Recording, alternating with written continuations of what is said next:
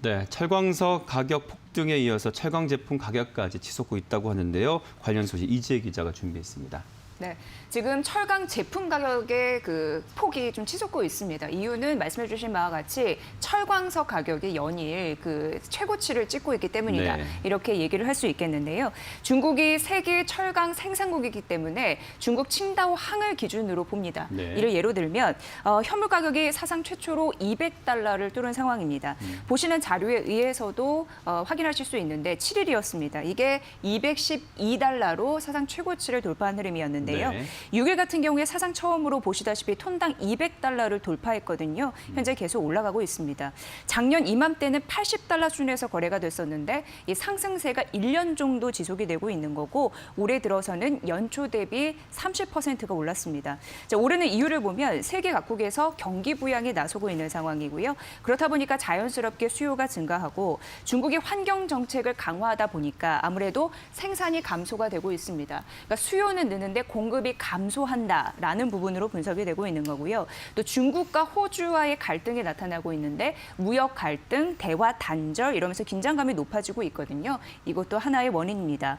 세계 1위의 철강석 생산국이 호주입니다. 그리고 중국은 철강석 수입의 60%를 호주에 의존을 하고 있습니다. 그러니까 철강석 수출국인 호주와 그리고 주요 수입국인 중국과 갈등이 있다 보니까 철강석 수출입의 차질이 빚어진다면 아무래도 중국이 세계 철강 생산국이기 때문에 생산 기지인 중국 역시 영향을 받을 수밖에 없는 구조입니다. 뭐 상황이 이렇다 보니까 자동차, 가전 등의 소재에 쓰이는 기초 철강제가 이제 열연 강판이잖아요. 이뿐만 아니라 냉연 강판 그리고 선박 만들 때 쓰는 후판 이런 제품 가격이 고공행진 중이고 원재료 값이 오르다 보니까 철강사들이 이를 제품 가격에 반영하고 있습니다. 네. 이 철강석이라는 것이 뭐 기계, 조선 또 뭐 우리 가전이라든지 건설에 뭐 전반적으로 다 사용이 되는 그런 소재인데 이렇다면 이제 철강 제품을 수요로 하는 그런 제조 기업들 어려움이 커질 수밖에 없잖아요. 네, 맞습니다. 그러니까 기초 소재 부분이기 때문에 건설, 자동차, 조선, 가전 그런 섹터가 다 영향을 받을 수밖에 없는 상황이고요.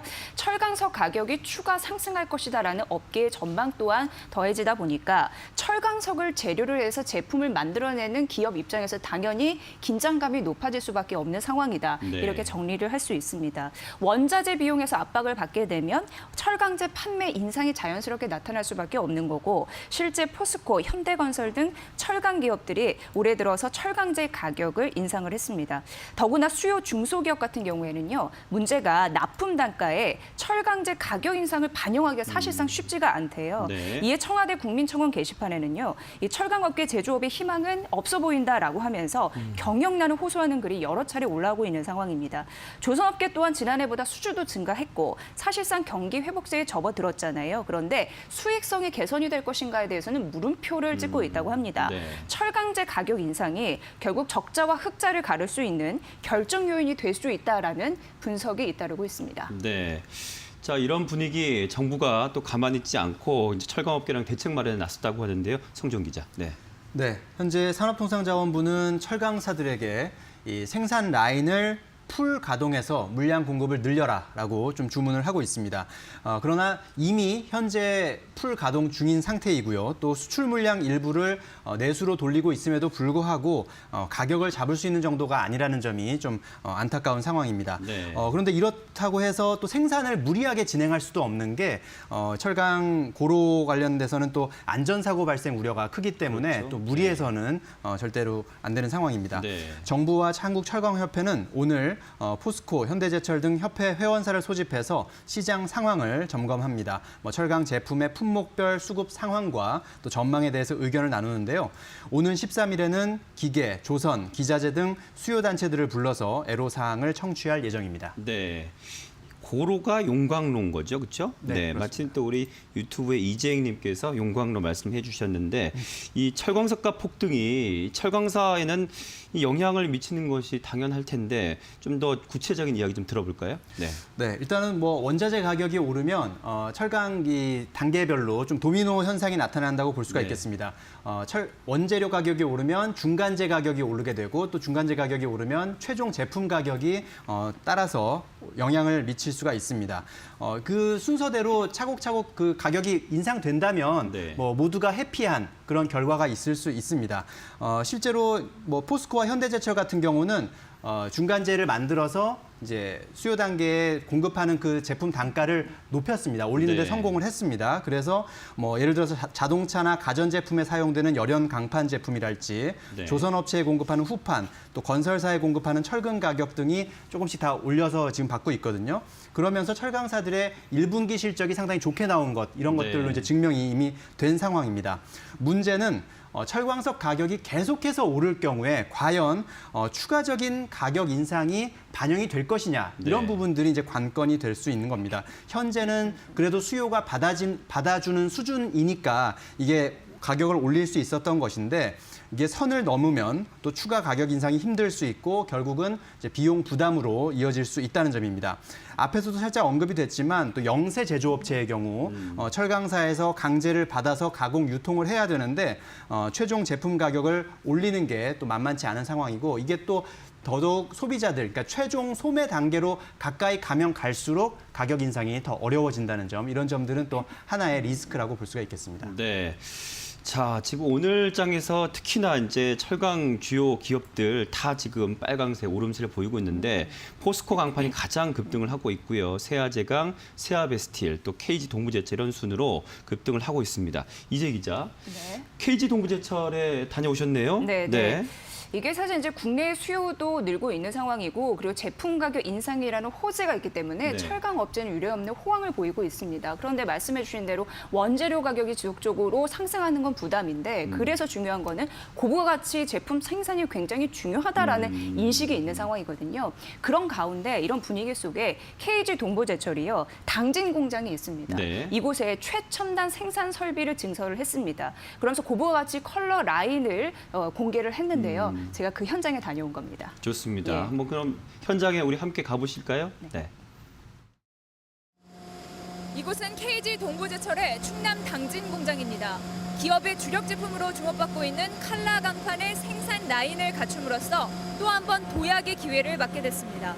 KG 동부제철은 선택과 집중을 통해 1위와의 격차를 줄여나가겠다는 계획입니다.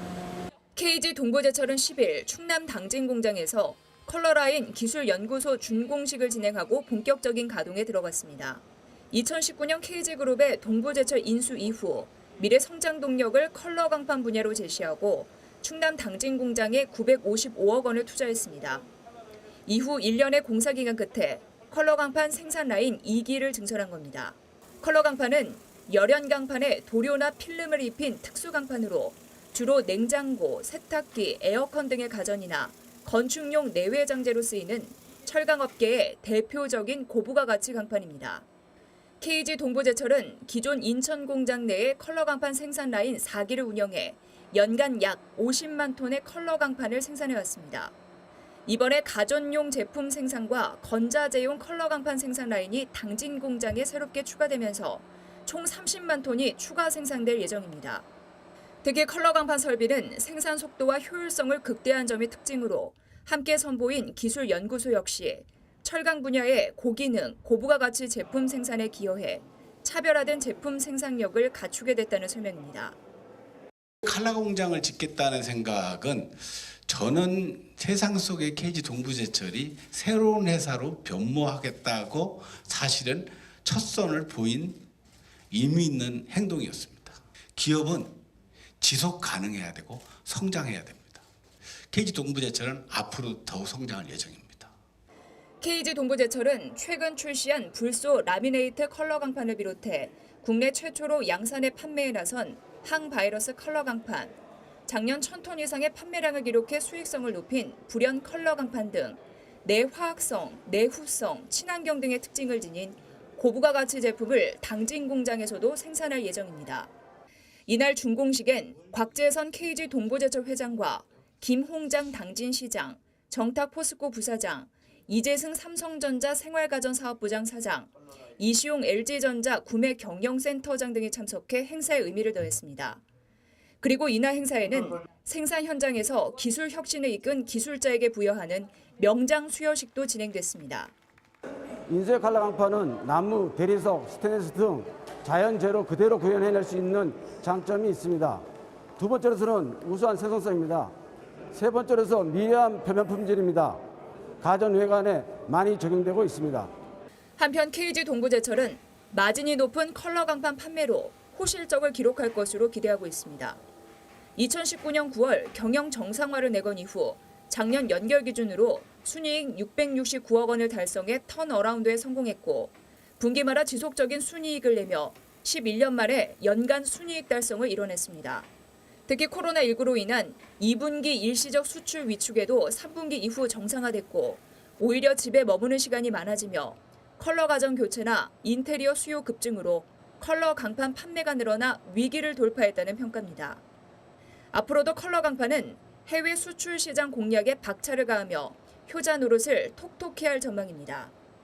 KG 동부제철의 현재 제품 판매량에서 컬러 강판은 약 21.6% 비중으로 전체 영업이익에서 약 35%를 차지하고 있습니다. KG 동부제철은 컬러 강판의 영업이익 비중을 50%까지 늘리고 회사 전 제품의 평균 톤당 영업이익 대비 1.6배 수준에서 약 1.9배 수준으로 수익률을 높인다는 계획입니다. KG 동부제철 당진 공장에서 이데일리 TV 이지입니다.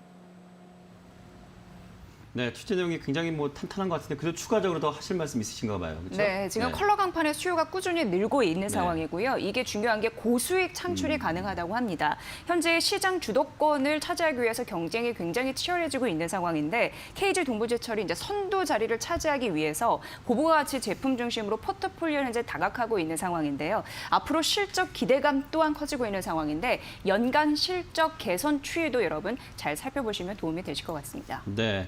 현장에 안전모 쓰고 하는 모습 아주 응원하는 분들이 많이 계십니다. 네네. 하여튼 KG 동부제철의 차별화된 경쟁력의 좀 행보, 앞으로의 행보 더욱더 응원해 보겠고요. 자, 다음 이슈는 혹시 여러분 디지털 사이니지라고 들어보셨는지 모르겠습니다. 이름 자체는 좀 어렵지만 그 삼성동 그 사거리에서 테헤란으로 딱 가면 여러분 눈에 아주 대형 디스플레이들이 딱딱 보이거든요. 그걸 말하는 건데 관련 이슈 준비했습니다.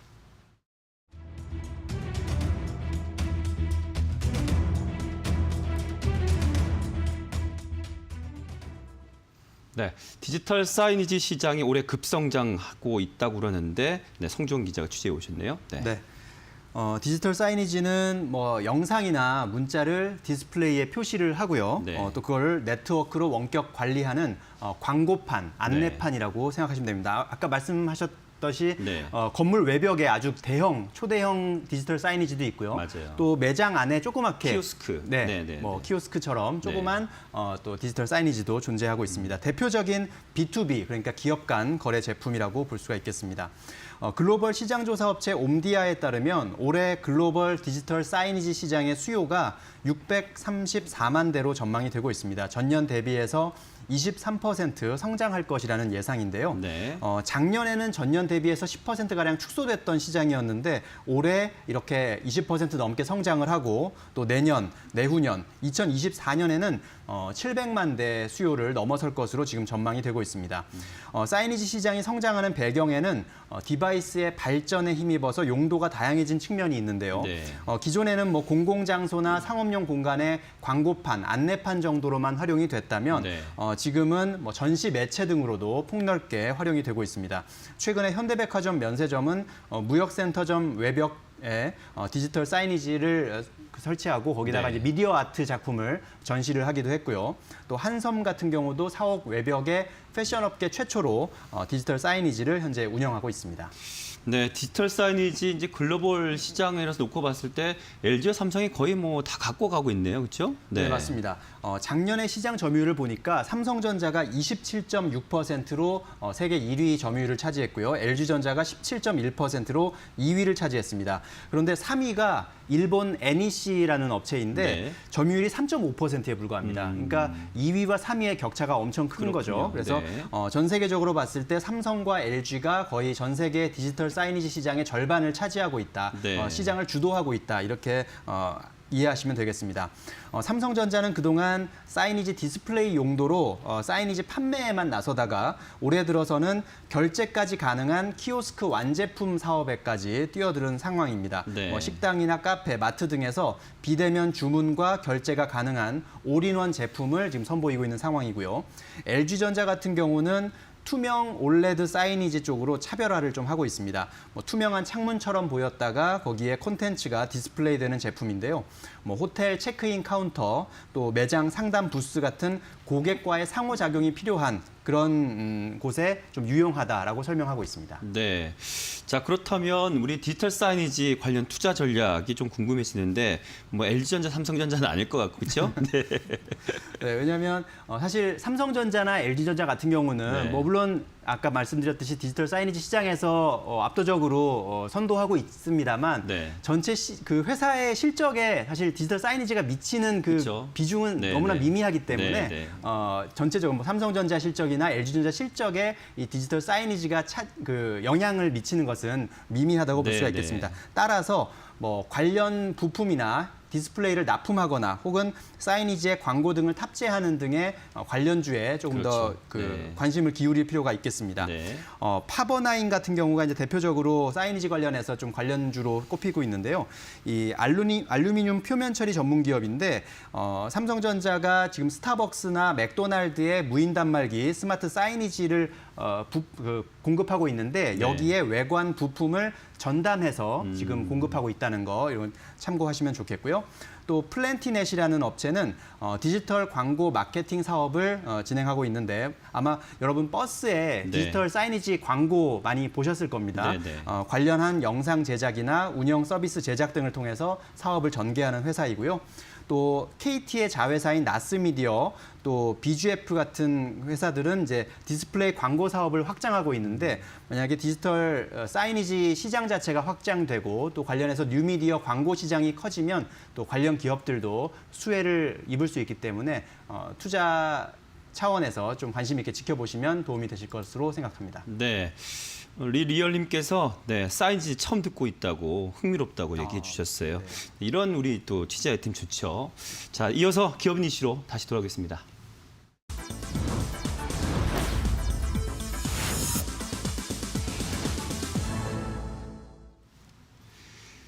자, LG화학 관련 이슈인데요. ESG 펀드에 500억 원, 아이고 발음도 어렵네요. 1,500억 원 출자한다고 지금 밝혔는데 이지혜 기자가 준비했죠? 네, LG화학의 소식입니다. LG화학이 ESG 유망기업 육성 펀드에 1,500억 원을 투자하기로 했습니다. 네. 이게 핵심 투자자로 참여를 한다라는 얘기인데요. 배터리 소재나 친환경 소재 분야에서 국내 기업을 발굴하고 또 육성에 나서기로 한 겁니다. 관련 펀드는 국내 사모펀드 운용사 IMM 크레딧 솔루션이 운영하는 KBE 펀드인데 이게 코리아 배터리 앤 ESG이거든요. 이 네. 펀드이고 규모는 4천억 원 이상으로 조성될 계획입니다. LG화학의 입장에서는요. 이 외부 자산 운용사가 조성하는 펀드에 핵심 투자자로 참여하는 게 이번이 처음이라고 합니다. 그러니까요. 자, 이런 그 행보가 어떤 의미가 있는지 좀 짚어보겠습니다. 성종 기자. 네. 네, ESG 산업 관련 분야, 특히 그 중에서도 배터리 소재나 친환경 산업 소재 분야에서 기술력이 있고 또 성장 잠재력이 큰 국내 기업들을 발굴하고 투자에 나선다 이런 측면에서 좀 의미가 있다고 볼 네. 수가 있겠고요. 아무래도 이렇게 투자가 이뤄지면 ESG 관련해서 중소기업이나 중견기업 등 산업 생태계를 강화하는데 좀 보탬이 될 것으로 예상됩니다. 네, 요즘 LG화학 주가 상승 탄력 좀 주춤한데 오늘도 시장 전체로 빠지고 있으니까 소폭 하락 중인데 좀 어떻게 좀 우리가 지켜봐야 될까요? 네, 일단 LG화학의 최근 3개월 주가 흐름을 좀 살펴보면요. 네. 2월 중순만 해도 한때 100만 원을 넘기도 했던 주가가 현재는 91만 원대에서 지금 그렇죠. 움직이고 네. 있습니다. 3월 말에는 80만 원 밑으로 떨어지기도 했었는데요. 다만 이제 반등에 성공해서 현재 이제 90만 원 위로 올라온 상황입니다. 그런데 그 기간 동안에 외국인과 기관의 수급을 좀 보면 외국인과 기관이 80만 원대 구간에서 LG화학을 계속 순매수해 왔습니다. 네. 그런데 90만 원을 넘으면서부터는 기관은 이제 팔고 있고 그렇지만 외국인은 그래도 순매수를 좀 더 많이 하고 있는 네, 그런 상황으로 지금 파악이 되고 있고요. 개인 투자자 같은 경우는 LG 에너지 솔루션 상장 이슈 때문에 조금 경계심을 갖고 좀 지켜보시는 것 같습니다. 네. 아무래도 LG화학 주가의 발목을 잡을 것이라는 그런 생각을 많이 하시는 것 같은데 이와 관련해서 최근에 키움증권 이동욱 연구원이 리포트를 냈는데 LG 에너지 솔루션의 최대 주주가 LG화학이기 때문에 네. LG 에너지 솔루션의 실적과 주가가 오르게 된다면 결국은 그 수혜가 LG화학한테 있다, 돌아간다 이런 분석을 했고요. 또 LG 에너지 솔루션인 이제 전기차용 배터리를 생산하지 않습니까? 그런데 거기에 들어가는 소재 이거를 LG화학이 납품을 합니다. 그러니까 결국은 LG 에너지 솔루션이 떨어져 나가서 따로 상장을 한다고 해도 LG화학이 계속해서 그 수혜, 그 모멘텀을 계속 이어갈 수 있다라는 또 분석이 나오는 것이죠. 네. 예를 들어서 양극재나 방열 접착제, 음극 바인더, 전해액 첨가제 같은 배터리에 들어가는 각종 소재들 이런 것들을 LG화학에서 계속 그 첨단 소재 사업 부문에서 계속 담당을 하기 때문에 네. LG화학 그 가치에 반영이 된다는 점을 좀 참고하시면 좋겠다라는 그런 조언이 있었고요. 네. 증권사들의 평균 목표 주가가 129만 원이거든요. 그러니까 지금보다 뭐 상승 여력이 30% 정도는 더 있다. 이렇게 좀 생각하시면 조금 더 만약에 지금 보유하고 있으신 분들은 조금 더 느긋하게 생각하실 그러네요. 수가 있을 것이고 네. 뭐 투자 관심 있으신 분들은 조금 더 이제 뭐 기회가 저가 매수 기회가 있을 때 한번 공격을 도전해 보시는 것도 좋은 투자 방법이겠죠. 네, 방법이 되지 않을까 싶습니다. 네. 자, 뭐 LG화학이 그동안 조금 뭐 주춤하긴 했지만 그래도 앞으로도 상승 모멘텀이 충분히 있으니까 보유자 관점에서는 조금 느긋한 마음 가지시라는 거 좀 정리해 드리겠습니다. 자, 두 분 기자 오늘 기업 이슈까지 수고 많이 하셨습니다. 고맙습니다. 맞습니다. 자, 뭐 원자재 가격이 급등 소식 때문에 또 간밤 미국 시장 보니까요. 또 다시 인플레이션에 대한 또 스트레스를 받았다 이렇게 보여집니다. 그래서 이제 3대 지수 모두 하락했는데 특히 기술주들의 하락세가 컸죠. 오늘 이제 아시아 증시 전반적으로 다 지금 빠지고 있는데요. 아무래도 우리 증시도 4거래일째 계속해서 상승하다가 지금 가격 조정 좀 받는다 이렇게 보여집니다. 차익 실현하는 움직임도 보이는데 외국인과 기관 어제 뭐 매수세에다가 오늘 완전 반대로 지금 순매도세로 일관하고 있습니다. 현재 코스피는 1.38% 하락하면서 3,204선에 거래되고 있고 코스닥 또한 현재 1.56% 전일 비해 빠지면서 977선에 거래되고 있습니다. 좀 더 자세한 수급 상황은 마케팅 이슈에서 전해드리겠습니다. 박재현 캐스터 큐. 마케팅 이슈 박재은입니다. 간밤 미증시는 일제히 하락 마감을 했죠. 특히 나스닥을 중심으로 낙폭이 깊었는데요. 기술주가 고평가됐다는 분석이 이어지면서 결국에는 인플레이션으로 인해서 기업 가치가 미래에 떨어질 수 있다라는 우려가 나온 것으로 예상이 됩니다. 또 이에 따라 우리 시장도 장 초반부터 흔들리는 모습이 나왔는데요. 5거래일 만에 하락 전환입니다. 어제 사상 최고치를 경신한 코스피를 중심으로 특히 매도 물량이 출회되고 있는 상황인데요. 자세한 상황 코스피부터 살펴보도록 하겠습니다. 네, 먼저 미증시 하락과 고점 부담에 3,239선에서 소폭 하락하면서 시작을 했는데요. 현재는 1.38% 밀린 3,204선 지나가고 있습니다. 네, 다음은 코스피 수급 살펴보도록 하겠습니다.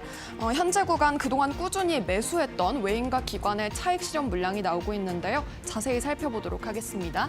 네, 먼저 개인만이 3조 원 넘게 담아가고 있고요. 기관 외국인 각각 1조 원 그리고 2조 원 가까이 매도 물량 출회하고 있습니다. 네, 다음은 코스닥 상황 살펴보도록 하겠습니다. 코스닥의 경우에는요. 991선에서 코스피와 마찬가지로 소폭 하락하면서 출발을 했는데요. 현재 구간도 1.55% 밀린 977선 지나가고 있습니다. 네, 다음은 코스닥 수급 살펴보도록 하겠습니다. 코스닥의 경우에는 개인이 홀로 매수하고 있고요. 외국인 기관 동반 매도하고 있습니다. 자세한 흐름 살펴보시면 개인만이 5천억 원 가까이 담아가고 있고요. 기관 2천억 원 그리고 외국인도 2천억 원 가량 물량을 덜어내고 있습니다. 네, 다음은 오늘장 움직이는 특징 섹터들 살펴보도록 하겠습니다. 네, 먼저 첫 번째 섹터는 철강주입니다. 원자재 강세에 철강주가 오늘 흐름 좋은데요. 특히 철강 가격이 사상 최고치 경신에 성공을 했고요. 여기에 또 추가적으로 철강 가격의 상승세가 지속이 되고 있는 모양새입니다. 이에 따라서 오늘 철강주 강한 흐름 시연해내고 있는데요. 자세한 흐름 살펴보도록 하겠습니다.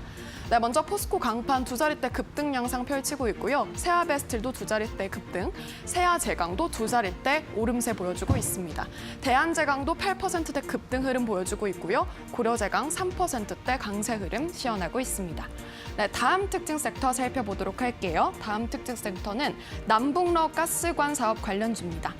북미 남북 대화 회복 기대감의 오름세를 보이고 있는 건데요. 어제 문재인 대통령의 취임 4주년 관련해서 연설이 있었죠. 북한에 대한 이슈가 언급이 되기도 했고 또 남북미 대화를 복원하겠다라는 발언도 있었습니다. 또 한미 정상회담도 열흘 정도 앞두면서 확실히 상승 모멘텀으로 작용하고 있는 것으로 보여지는데요. 자세한 흐름 살펴보도록 하겠습니다. 먼저 동양 에스텍 두 자릿대 급등 나오고 있고요. 세아제강도 두 자릿대 상승불 켜내고 있습니다. 이 밖에 대동스틸, 동양철관, 하이스틸도 4에서 5%대 강세 흐름 시현하고 있습니다. 네, 마지막 특징 섹터 살펴보도록 할게요. 철도 관련주 살펴볼 텐데요. 이재명 경기도지사가 GTX-D 원안 통과에 힘쓰고 있다라는 발언을 했고요. 또 오늘 강하게 흐름 보여주고 있습니다. 여기에 김포시도 기자회견을 열어서 GTX-D 노선 서울 직결과 서울 지하철 5호선 김포 연장을 4차 국가철도망 구축 계획안에 반영해달라는 의견이 나왔는데요. 이에 따라 오늘 상승 흐름 가져가고 있습니다. 자세한 흐름 살펴보도록 할게요. 네, 먼저 대호 AL 상한가 행진 이어가고 있고요. 메디콕스, 데아티아이, 푸른기술, 유신 각각 4에서 많게는 8%대의 급등까지 시현해내고 있습니다.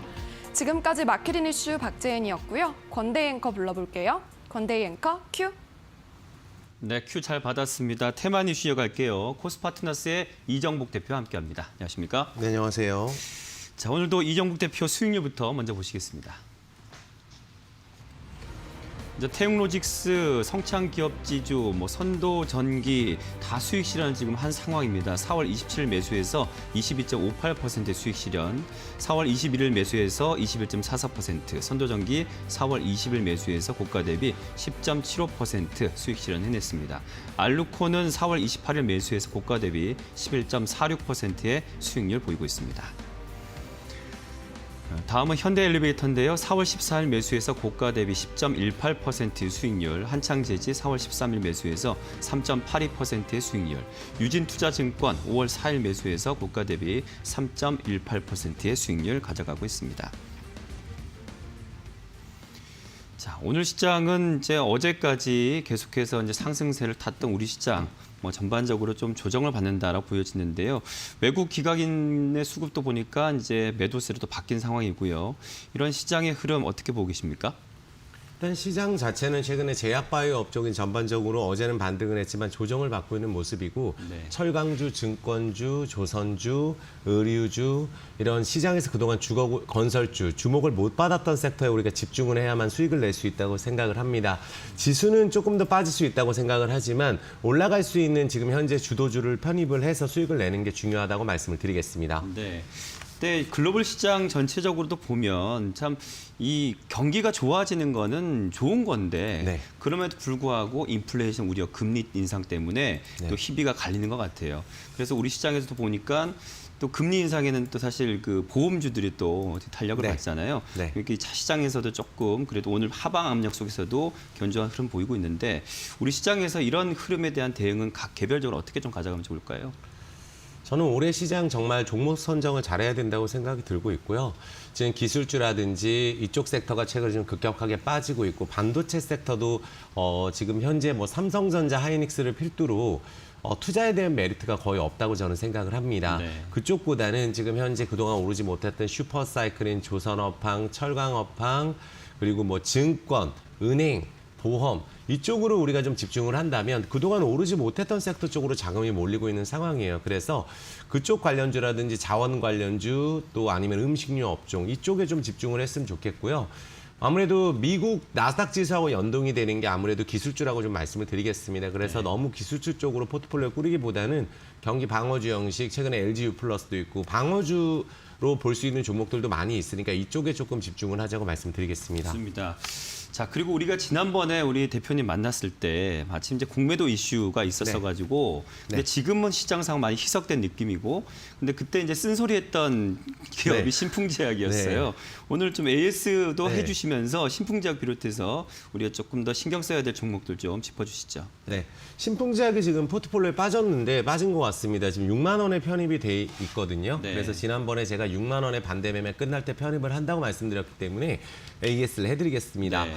일단 6만 원이 제가 왜 집중을 했냐면 이때도 이제 우리가 공매도 반대 매매 다음 날 7% 오르다 보합권에 끝나면 또다시 우리가 매도를 할 수밖에 없습니다. 1억 가지고 3억씩 매수하게 되면 우리가 반대 매매가 나가는 그 시점에 거래량이 터졌지만 주가가 버텨주고 그 다음날 6만 원부터 지속적으로 올라서 한 30% 정도 반등이 일단 들어간 상황이에요. 근데 사실 신풍제약은 우리가 재료의 측면에서 우리가 봐야 될 종목이고 오늘 내일에서는 우리가 바이오 종목이 약간 조정을 하고 있는 시장인 것 같아요. 그래서 이번에 올랐던 상승의 축이 있기 때문에 또 이렇게 급하게 오르고 나면 쉬어가는 구간이 많습니다. 그래서 어쨌든 한번 들어올려 줬기 때문에 5일선을 크게 무너뜨리지 않고 거래량이 증가되지 않는다면 어쨌든 코스피 200 종목들이 공매도에 타겟이 되는 건 틀림없습니다. 그래서 지난주에 제가 말씀드렸을 때 하필 코스피 200 종목이 공매도가 재개되는 타이밍에 블럭딜을 했느냐 이 부분에 대해서 제가 쓴소리를 했었거든요. 그렇죠. 네. 그래서 어쨌든 그래도 가뭄의 담비와 같은 상승이 어제 나왔기 때문에 앞으로 이제 신풍제약은 재료를 통해서 피라맥스에 대한 이런 재료 승인에 대한 기대감 이런 부분들이 앞으로 좀 뉴스화된다면 또 무상증자 같은 거라도 꼭 한번 해줘야 되지 않겠나 저는 말씀드려 보겠습니다. 왜냐하면 주가가 최근에 CGN이라든지 HLB 같은 종목들이 무상증자를 통해서 한번 바닥에서 크게 오르는 모습을 보여줬기 때문에 그렇죠. 어쨌든 반등을 성공을 시켰다는 점에서 긍정적이고 거래량이 증가됐기 때문에 일단 포트폴리오 안에서 심각한 이탈이 없는 이상을 일단 보유할 수 있도록 하겠습니다. 네.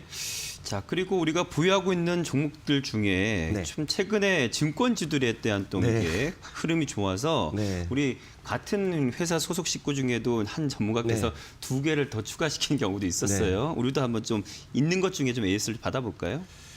지금 증권주는 도대체 어떤 거를 빼야 될지 모를 정도예요. 그러다 보니까 우리가 또 제가 스타일 자체가 또 급등주를 별로 안 좋아하고 그렇죠. 또 여기서 포트 편입을 하고 별일이 없어야 되기 때문에 그렇다고 한다면 우리가 제 포트 안에 유진투자증권이라는 예쁜 네, 종목이 네. 있습니다. 근데 실적이 너무 좋아요. 그러니까 우리가 증권주는 슈퍼사이클이라고 저는 보거든요. 시장이 최근에 빠졌음에도 불구하고 네.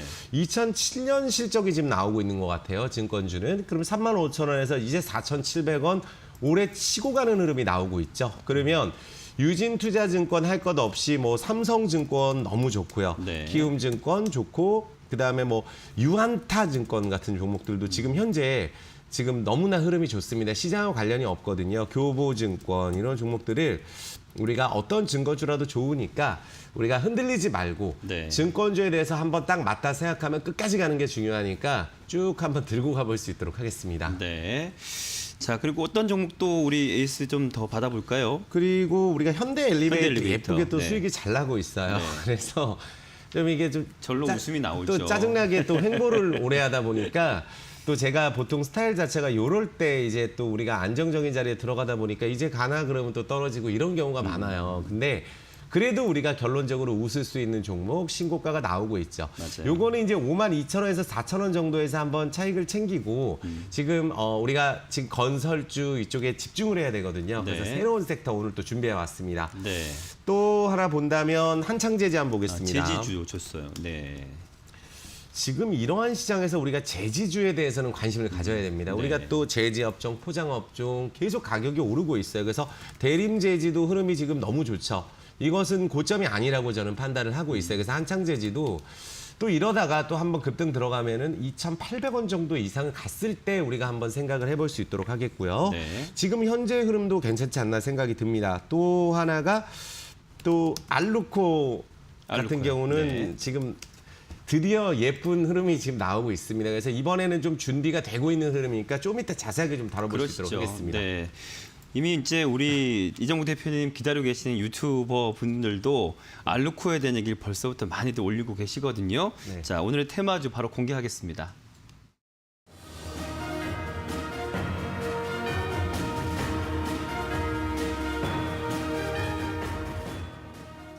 네, 시청하시는 분들도 준비한 저희들도 그냥 똑같은 마음이었나 봐요. 알루코였어요. 네, 요걸로 기결이 되네요. 들어볼까요? 네. 혹시 PD님은 지금 보고 계신가요? 그건 전 알 수 없어요. 네, 알루코는 사실 제가 좀 마음이 많이 가는 종목으로서 사실 국내 알루미늄 기업 중에는 1위 기업이 맞습니다. 그런데 이제 항상 우리가 기대를 하고 있는 상황에서 상한가를 지난번에 기록하고 나서 우리가 2번 이익 실을 하긴 했어요. 네. 여기서 이제 35%, 한 35% 이렇게 이 파동이 크기 때문에. 그런데 이번에는 한 6개월 정도 바닥을 다지고 요번에 이제 외국인 기관의 양매수와 함께 네. 지난번 4월 5일 고점을 거래량을 동반하면서 지금 소화하고 있는 상황이거든요. 그런데 지금 이런 흐름들 자체가 좀 뭔가 오늘 시장이 좋지가 않은 상황이에요. 그럼에도 불구하고 이렇게 거래량 증가시킨다는 것은 네. 일단은 현재 라인에서 지지 라인이 구축이 뭐 오늘 내일 하는 흐름이라고 봐야 되는데 네. 바로 치고 간다면은 또 당장도 가능하고 올라가게 된다면 5,870원을 무난하게 넘지 않을까 저는 생각을 하고 있습니다. 그래서 알루코가 원자재 가격이 지금 철강뿐만 아니라 랠리를 이어가고 있고 알루미늄 값이 엄청난 강세입니다. 그래서 네. 오늘은 그나마 또 긍정적인 게 알루미늄 가격이 37개월 만에 톤당 2,500달러를 돌파를 했습니다. 네. 그래서 이건 2018년 이후에 처음이라고 말씀드리겠고 관련주들 흐름이 같이 좋아요. 오늘은. 그렇다면 철강주 랠리에서 알루미늄 관련주가 이제 동참을 하는 분위기다. 원자재 관련주에 대해서 우리가 집중을 해볼 필요가 있다 말씀드리겠습니다. 네. 참 그동안 알루코를 보유하고 계신 분들 같은 경우에는 오랫동안 사실 가슴 앓이를 해왔던 종목이기도 해요. 그래서 네. 더 이상 참지 못하고 손절을 해버린 최근에 이런 분들도 계실 수 있거든요. 네. 뭐 관련주들이라도 줍줍을 해야 되는지 아니면 언제 타이밍에 또 다시 들어가면 좋을지 이런 것도 좀 짚어주시면 감사하겠습니다. 네, 일단 우리가 알루미늄 같은 경우가 전 세계적으로 최근 탈탄소 경쟁에서 반사수혜로 주목을 받고 있고 알루미늄도 우리가 차량 경량의 핵심 부품이죠. 네. 그래서 자동차 관련주라도 같이 연관이 되고 국내 최대 알루미늄 소재 판매 기업이 사실은 알루코가 맞습니다. 네. 시총도 크고 압출 가공 시장에서 알루코는 국내 독보적인 1위 기업이라고 말씀을 드리겠고요.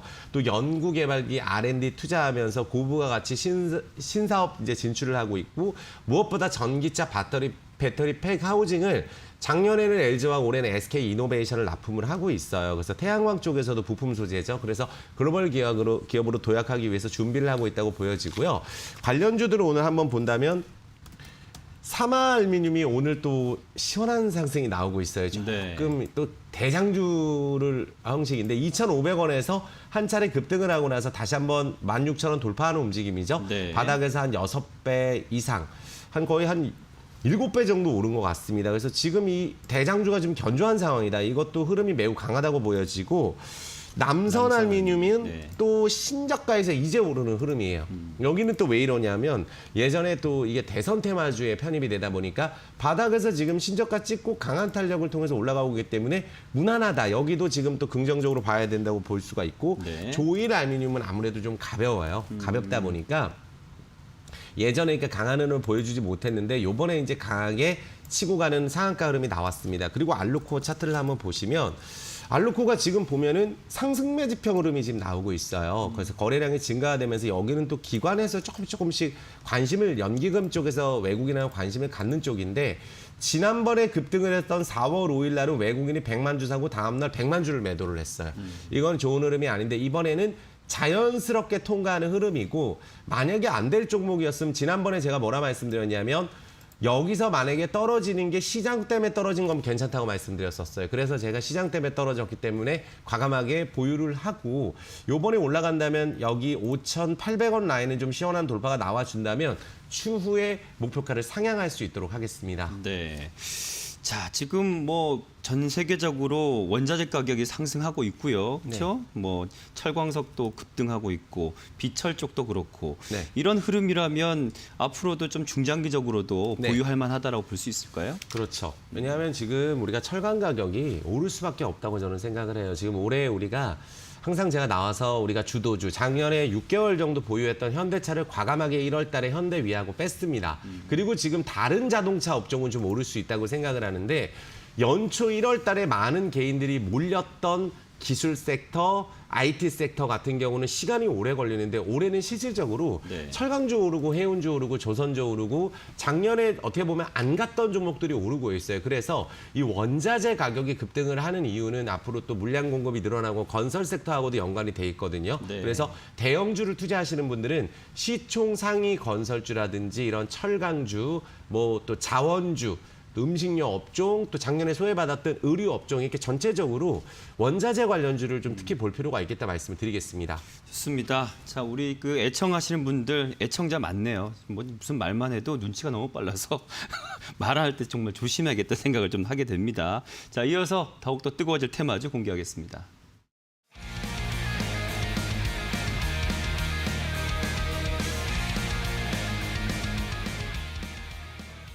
네.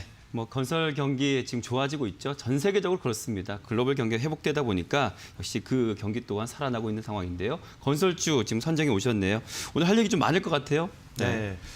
건설 경기가 지금 거의 붐이라고 합니다. 지금 우리가 중소형 건설주 여기서 편입했던 종목들 지금 이게 시즌이 바뀌면서 다 빠졌는데 대형주도 빠지고 했지만 건설 섹터 안에만 우리가 딱 버티고 있으면 올해 시장에 대해서는 저는 걱정을 하지 않습니다. 네. 그래서 그러니까 우리가 그동안 가지 못했던 금융주, 금리 인상, 금융주, 건설 섹터 너무 좋죠. 왜냐하면 지금 현재 건설 경기가 5년 만에 최고치인데 건설이 가장 호황이었을 때가 2007년이에요. 이제 한 13년 정도 지났고 나갈 분들은 다 나갔습니다. 이제 한번 새롭게 시작하는 사이클이라고 말씀드리겠고 슈퍼 사이클이라고 말씀을 드리겠습니다. 그래서 1분기 실적 호황이고요. 건설주가 퍼가 낮고 PBR이 낮고 자산주가 너무 많아요. 그리고 또 건설주는 또 한 번 오르면은 잠깐 오르고 끝나지 않습니다. 그래서 건설주는 항상 증권의 꽃이라고 하는 섹터가 건설주고 또 이런 얘기가 있어요. 예전에 증권 투자 많이 하시는 분들 어르신들이 건설자고 증권주 하지 마라 이런 얘기도 있었거든요. 왜냐하면 1980년대 이후에 계속 그 가격을 회복 못한 섹터가 증권주거든요. 그런데 사이클을 한번 탔을 경우에 수익이 많이 나오는 섹터가 건설하고 또 증권입니다. 그래서 우리가 이제 사이클을 한번 탈 필요가 있다. 그래서 정치적인 이슈도 있죠. 그리고 이제 우리가 집값이 많이 올라 있는 상황에서 공급량을 늘릴 수밖에 없습니다. 이젠 대책이라고는 공급량을 확대할 수밖에 없어요. 그래서 재건축 사업도 본격화된다면 분명히 중소형 건설사까지 다 그쪽 실적이 이어질 것이다라고 생각이 들어서 한번 전체적으로 봐야 된다 말씀드리겠습니다. 최근에 뭐 북미 시장 건설 그 수주 소식도 많이 들리고요. 지금 네. 건설주들도 대형주와 중소형주 그리고 또 건설 기계 관련한 주들도까지 네. 최근에 많이 급등하는 모습을 볼 수가 있거든요. 우리 이 섹터는 어떻게 좀 대응하면 좋을까요? 건설주를 한번 제가 쭉 한번 훑어보면 대우건설부터 한번 네. 보겠습니다. 자, 대우건설 저는 오른 것도 아니라고 저는 생각을 합니다. 지금 너무 흐름이 좋아요. 우리 맨날 떨어진 것만 본다면 수익을 절대 낼 수가 없습니다. 지금 올라가고 있는데 자, 2,200원에서 어떻게 보면 7,500원 올랐다 생각할 수가 있지만 딱 연봉을 키면은 대우건설이 정말로 탄탄한 기업도 M&A 이슈도 있죠. 그런데 3만 원에서 12년, 13년 만에 바닥을 잡고 작년에 5%밖에 안 올랐어요. 올해 지금 강한 거래량으로 치고 간다는 것은 이런 가격에서 오른 종목이 최근에 동국제강이 있습니다. 자, 이런 식으로 철강주가 급등이 들어간다는 게 먼저 사이클이 철강주가 또 한번 움직이면서 대우건설이 좋은 상황, 또 현대건설 너무 예쁩니다. 왜냐하면 현대건설도 지금 어떻게 본다면 주가가 우상향을 하고 있고 전부 다 기관이든 외국인이든 기술주 쪽을 반도체 이쪽을 매도를 하고 이쪽으로 가고 있는 상황이에요. 우린 따라다닐 필요가 있다고 말씀을 드리겠고 그다음 GS건설입니다. 여기도 지금 실적이 좋은 3대 건설주라고 말씀드리겠고 여기다 또 하나 추가할 게 대림산업이 있어요. 여기도 또 지금 신고가가 대림산 이름이 바뀌었죠. 그래서 이름이 바뀌었는데 어쨌든 대림산업까지 있으면서 뭐 여러 가지 건설주가 정말 많아서 건설주 중소형주부터 해서 우리가 전체적으로 관심을 갖자 이렇게 말씀을 드리겠습니다. 네. 자, 그렇다면 우리가 이 중에서도 어떤 종목을 좀 더 주목해 보면 좋을까요? 그래서 이제 지난번에 포트폴리오 안에 있었었는데 지금 빠져있는 삼성 엔지니어링을 편입을 하겠습니다. 자, 여기는 이제 건설의 꽃입니다. 삼성 엔지니어링이 그동안에 정말로 힘들었던 해외 쪽에 대한 실적을 털어내고 또 유상증자 한 지도 몇 년 지나고 실적이 2015년 실적을 이미 뛰어넘고 본격적인 턴어라운드가 되고 있는 또 건설 섹터 우량주죠. 국내 최대 또 우량주입니다. 플랜트 쪽이에요. 자재나 공급을 조달을 하고 시공 영위를 하고 있고 해외 플랜트 시장에서 위축되는 상황에서도 성장세를 이어가고 있고 이제는 부실을 다 털어내고 실적이 흑자가 나오기 시작을 하면서 우리가 지난해 말부터 수주가 쏟아져 나오고 있는 그런 상황이고 해외 수주 계약액은 업체 1위입니다. 해외 쪽은 또 삼성 엔지니어링이에요. 그래서 19년과 비교하면 몇 배가 올랐냐면 19배가 올랐습니다. 그 정도로 지금 호황이고 지금 코로나의 최대 수혜를 보고 있는 섹터라고 좀 말씀을 드리겠습니다. 유가 상승되고 있고 올해 실적 턴어라운드 되고 있고 1분기 수주액만 1조 5천억 정도 작년 대비 24% 올랐고요. 수주 잔고도 16% 올라서 16조까지 쌓여 있습니다. 그래서 연평균 매출을 감안할 시에 올해 더 수주가 파이프라인이 늘어나면서 수주 잔고가 늘어난다면 지금부터 시작하는 게 아닌가 좀 생각이 듭니다. 네, 삼성 엔지니어링 좀 수급 상황이라든지 최근의 흐름이요. 그리고 우리 매매 전략은 어떻게 가져가야 될지 또 차트 보면서 좀 설명해 주시죠.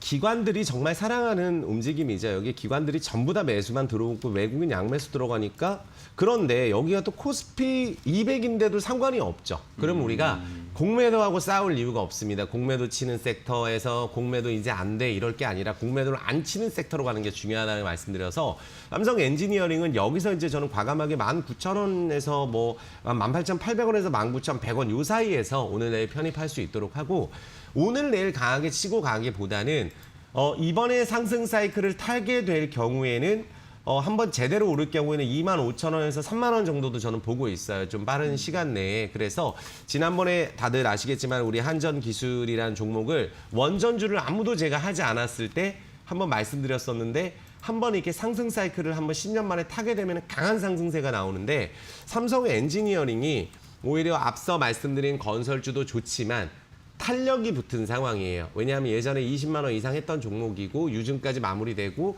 외국인 기관이 집중하고 있기 때문에 손절가를 17,500원으로 잡고 한번 강하게 베팅을 해본다면 지금 18,800원에서 19,100원 사이 보시고 손절가 17,500원 목표가는 일단 25,000원 정도 1차적으로 볼 수 있도록 하겠습니다. 네, 삼성 엔지니어링 현재 6.7%, 6.4% 뭐 왔다 갔다 하면서 지금 상승불 켜고 있습니다. 19,100원 선에 결여되고 있는데요. 매수가 밴드 안에 있다고 보여지고요. 손절가는 17,500원, 목표가는 25,000원 제시해 주셨습니다.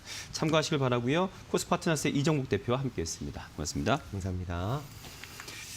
자, SKIT가 공모주 열풍을 광풍으로 몰아가더니 오늘 따상에는 좀 실패를 했죠. 현재까지 보니까 25% 급락하면서 지금 15만 7천 원 선에 거래가 되고 있는데 아무래도 뭐 주가에 대한 고평가 얘기도 있었고 금리 인상 우려까지 겹쳐진 것으로 보여집니다. 하지만 유동성 장세와 기업 실적 개선에 힘입은 증시 호황이 이어지다 보니 공모주의 대규모 투자금이 몰리고 있습니다. 특히 올해 신규 주간 계약 같은 경우에 작년 같은 기간에 비해서 40%나 급증해서 그야말로 제2의 벤처 붐 시대라고 할 만합니다. 은성수 금융위원장마저도 지금 성장성과 기술력 갖춘 혁신 기업에다가 기업 공개 IPO를 통해서 지속적으로 성장할 수 있도록 적극 지원하겠다고 또 밝히기도 했죠. 자, 공모주 열풍 당분간 식지 않을 것으로 보입니다. 자, 빅먼 일부 순서는 여기까지입니다. 시청해주신 여러분 고맙습니다.